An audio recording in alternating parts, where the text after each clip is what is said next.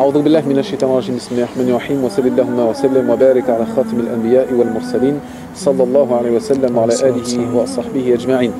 Mes chers frères, mes chères sœurs, salam alaikum wa rahmatullahi wa barakatuh. Marhaban bikoum dans cette nouvelle rencontre dans laquelle nous avons l'honneur et la chance d'accueillir notre frère Nadir. Marhaban bik, mon frère. C'est la deuxième fois que tu viens nous rendre visite à Joyeto. Alhamdulillah, tu étais venu nous rendre visite en décembre 2011, si mes souvenirs sont bons. Voilà. Quelles sont un petit peu tes premières impressions quant à l'accueil et ta venue ici chez nous à Joyeto?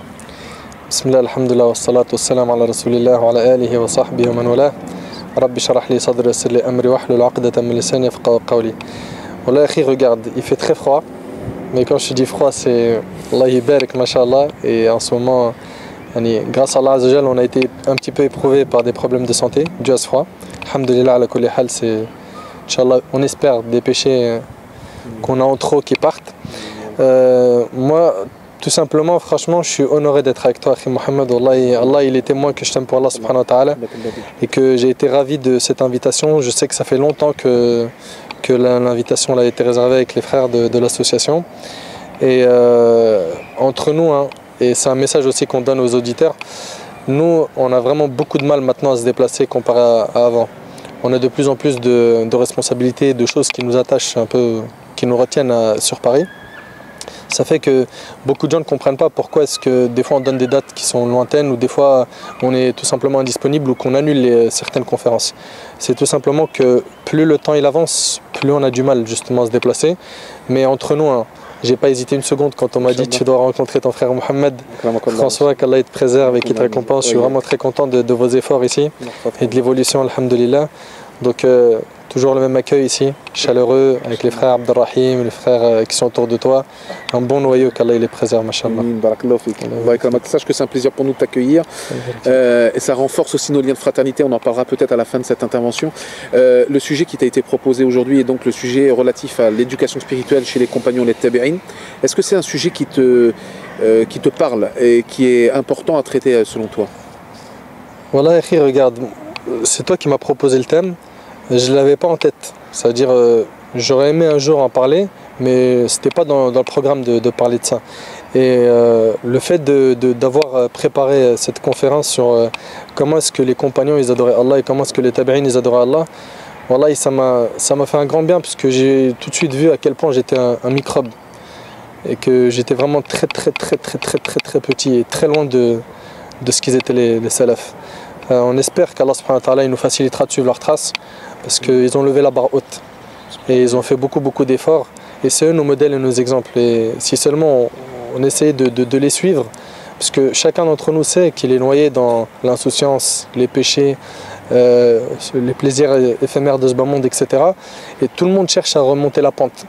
Mais le problème c'est qu'on n'a pas vu concrètement comment est-ce que certains ont remonté la pente. Savoir Sahaba, comment est-ce qu'ils étaient avant l'islam et comment ils sont devenus après l'islam, comment est-ce qu'ils sont passés de berger à chef et gouverneur du monde entier. Donc avoir ces modèles en tête, franchement ça donne beaucoup d'espoir et ça motive la personne. Alhamdulillah, ça a été vraiment bénéfique, mashallah. On espère que, comme j'en ai pu profiter modestement, que les gens ils en profiteront, inshallah. Inch'Allah, on va en profiter, effectivement. On a pensé, et c'est une chose importante, ce qui nous relie à notre dernier point, c'est que l'éducation spirituelle et la spiritualité doit être une obsession dans notre vie, en tant que croyant et que croyante. Et c'est pour ça que nous la relions aussi à la fraternité, cette spiritualité, d'une part, qui est le propre de la relation entre un croyant et son Seigneur, et puis également la fraternité vis-à-vis de nos frères et de nos sœurs. Donc nous réitérons notre amour pour toi, notre frère Tabadir, ainsi qu'à tous les frères qui t'accompagnent à travers l'association de Déclic et Doros.net, que vous pouvez bien évidemment consulter. Je me permets de rajouter, même s'il ne va pas vous le dire, moi je vais vous le dire, que comme vous le savez, le site Doros est en train de mettre en place un projet d'établissement pour apprendre la langue arabe et pour apprendre plusieurs sciences islamiques, qui est en projet. Donc n'hésitez pas à faire des dons pour Doros et Déclic à travers la réalisation de ce grand projet. Puisse Allah Azza wa Jal vous assister. Inch'Allah ta'ala. Et voilà, nous réitérons notre amour pour toi, mon frère. C'est un plaisir pour nous de vous accueillir toujours. Et nous adressons nos salutations les plus fraternelles à nos frères et sœurs qui nous regardent. Wallah, ce qui me fait plaisir, c'est que grâce à Allah, on a pu faire quelques déplacements, modestement quelques petits déplacements en France et ailleurs, et on a pu voir l'évolution des gens entre temps. C'est-à-dire qu'on s'est vu en 2011, c'est-à-dire il y a 2 ans.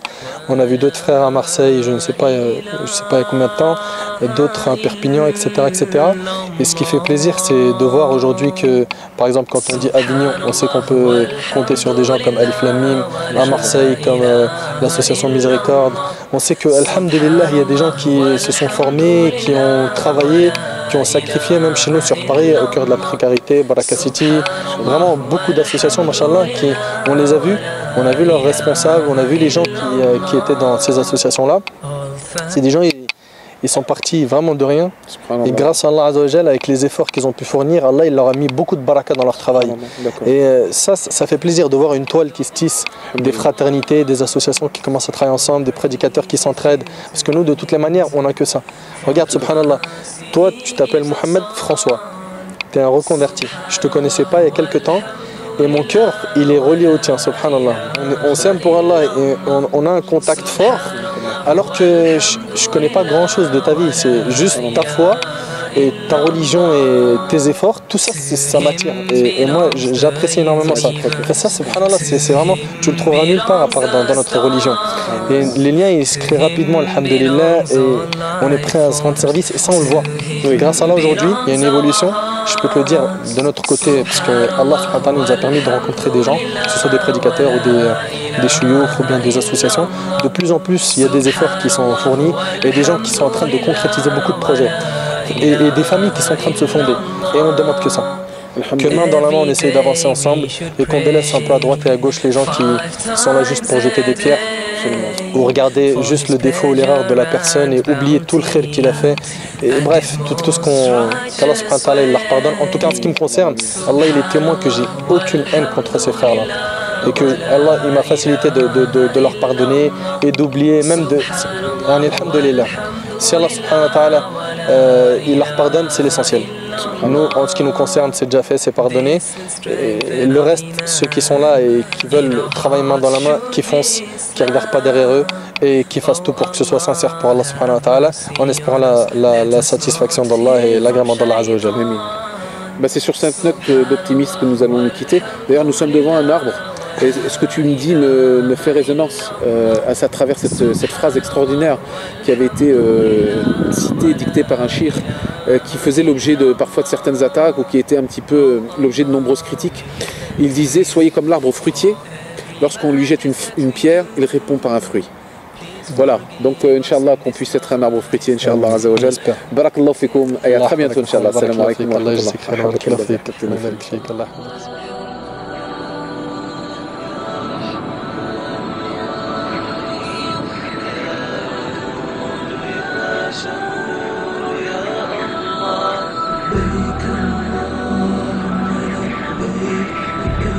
شريك لك لبيك إن الحمد والنعمة لك والملك لا شريك لك